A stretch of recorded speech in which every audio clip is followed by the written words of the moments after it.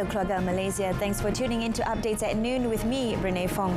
Our headlines this afternoon: Malaysia and China ink MOU on Telecommunications Cooperation.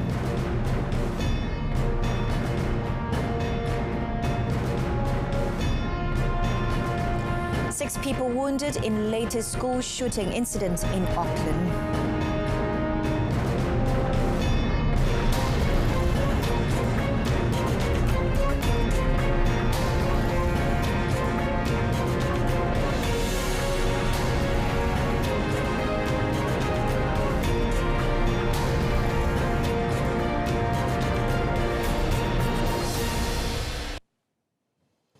Prime Minister Datuk Seri Ismail Sabri Yaakob ended his working visit to United Arab Emirates by visiting the Sheikh Zayed Grand Mosque in Abu Dhabi.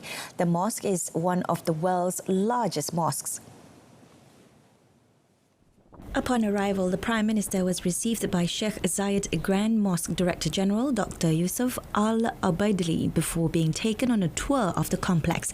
He prayed at the mosque, which holds the world record for the largest hand-woven carpet and also boasts one of the largest chandeliers in a mosque.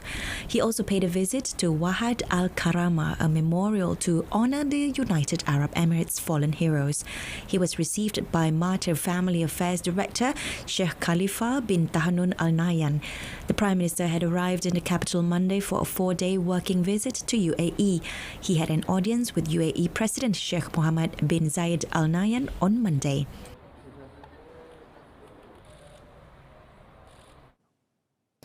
Malaysia and China signed a Memorandum of Understanding MOU on Digital Telecommunications Cooperation at the International Telecommunication Union Plenipotentiary Conference 2022 in Romania.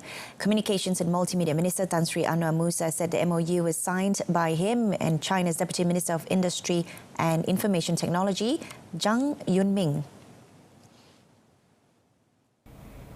In a statement last night, Tan Sri Anwar said the fields of cooperation agreed upon by Malaysia and China under this MOU are related to 5G, digital economy and cybersecurity. He said the cooperation is expected to add value to Malaysia when China's rapidly developing information technology industry is considered. Both countries would benefit from sharing knowledge and expertise in the field of 5G, cybersecurity and digital economy. China's assistance in sharing best practices, experience and expertise through joint initiatives will help improve the speed and readiness of Malaysia's cybersecurity ecosystem and national digitalization efforts, especially in preparation for the Industrial Revolution 4.0 era.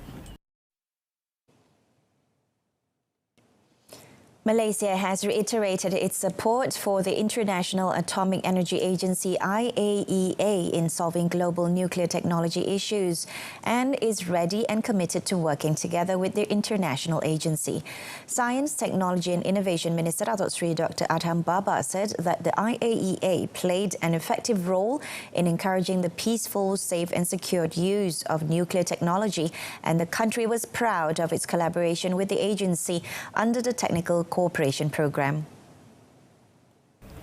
Datuk Seri Dr. Adham's remarks came following his meeting with IAEA Director General Rafael Mariano Gross on Tuesday. He stressed that the Malaysian government welcomed the development of the world's first deep borehole for used radioactive waste disposal. He also said that the Malaysian Nuclear Agency would continue to support the IAEA as the sole competent technical authority to confirm member states' obligations towards nuclear safeguards. Before he met with the IAEA Director General, Datuk Seri Dr. Adham and the Malaysian delegation visited the IAEA Nuclear Applications Laboratory in Cybersdorf. The Communications and Multimedia Ministry, KCOM, through TM1, will continue to keep its focus to realise the country's digital economy aspiration via the development of smart cities throughout the country, starting with 8 states. KCOM Deputy Minister Datuk Zahidi Zainul Abidin said among the cities involved are Kuala Lumpur, Putrajaya, as well as major towns in Selangor, Negeri Sembilan, Melaka, Johor, Pulau Pinang, Perak, Sabah and Sarawak. Jadi kita dah beritahu dah, kita utamakan 8 tempat dulu. Mula-mula dulu kita KL dan Lembah Kelang, sekarang 8 tempat. Dan kita akan pergi ke tempat lain kemudian. dalam sedekat masa ini kita telah selesaikan 8 tempat yang maju. Kita sebut ni kawasan berpendudukan, kawasan industri padat. Kita utama dulu. Datuk Zahidi said this after inspecting the TM1 booth in conjunction with the ASEAN Smart Cities Congress 2022 at the Malaysia International Trade and Exhibition Centre. At the same time, he said there are 4 main thrusts that need to be emphasised to create an inclusive digital ecosystem for the smart cities, such as smart government, smart economy, smart society and smart infrastructure. The number of electric vehicle EV charging stations in the country is still low, with less than 1,000 recorded nationwide. Science, Technology and Innovation Deputy Minister Dato' Ahmad Amzad Hashim said the ministry initially targeted to have 5,000 charging stations nationwide this year, with a focus on major towns, but to date, the number of EV stations is still far below the target.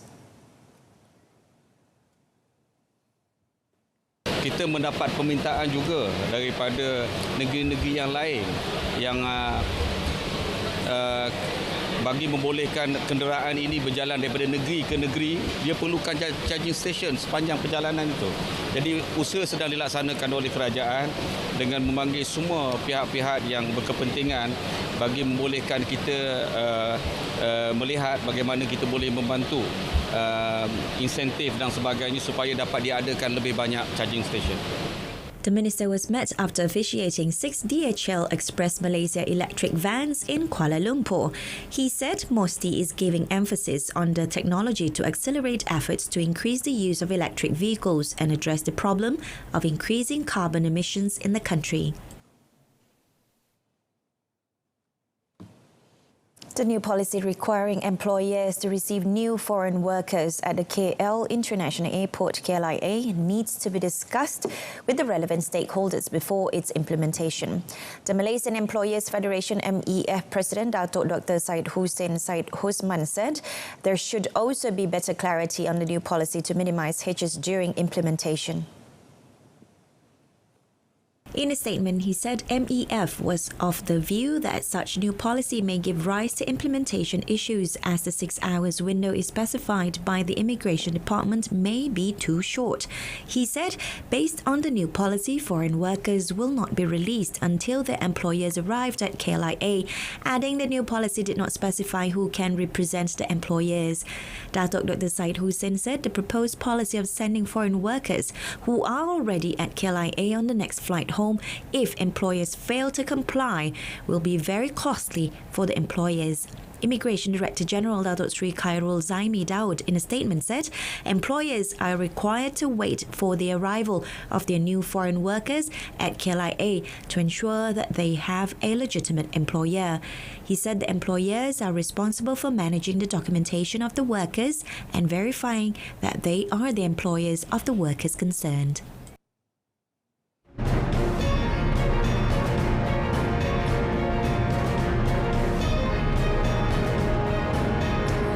In the foreign segment, former Guinea president put on trial for massacre and mass rape. Stay tuned.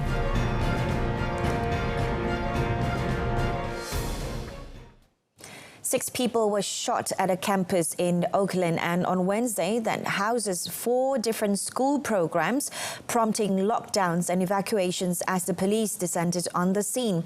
2 of the victims were hospitalized with life-threatening injuries. The other 4 were either released or soon to be released from hospitals.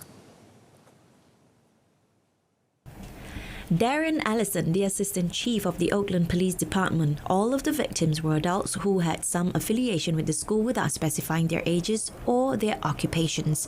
Allison said the authorities were searching for one shooter on Wednesday, but he noted that there may be other individuals involved in the shooting, which began at about 12:45 p.m.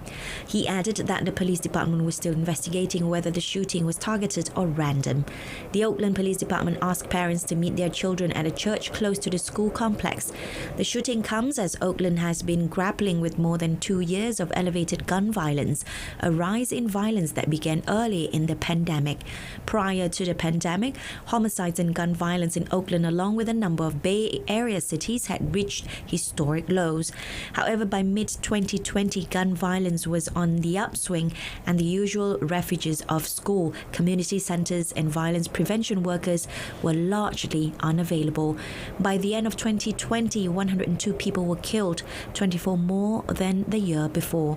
So far this year, at least 96 people have been killed, mostly with guns. The long-awaited trial of 11 men, including former Guinea President Moussa Dadis Camara, accused of responsibility for a massacre and mass rape by Guinean security force in a stadium in September 2009, began yesterday. Charges including murder, attempted murder, rape, torture and theft were read out in the packed courtroom and broadcast live on national television. The judge adjourned the case until 4th October following a request from lawyers of the victims and the accused to give them enough time to familiarise themselves with the charge sheets. On 28th October 2009, tens of thousands of pro-democracy demonstrators held a protest in the stadium in Conakry to pressure Camara not to stand for election as president of Guinea the following year. Many were shot, stabbed, beaten or crushed in a stampede as security forces fired tear gas and charged the crowded stadium.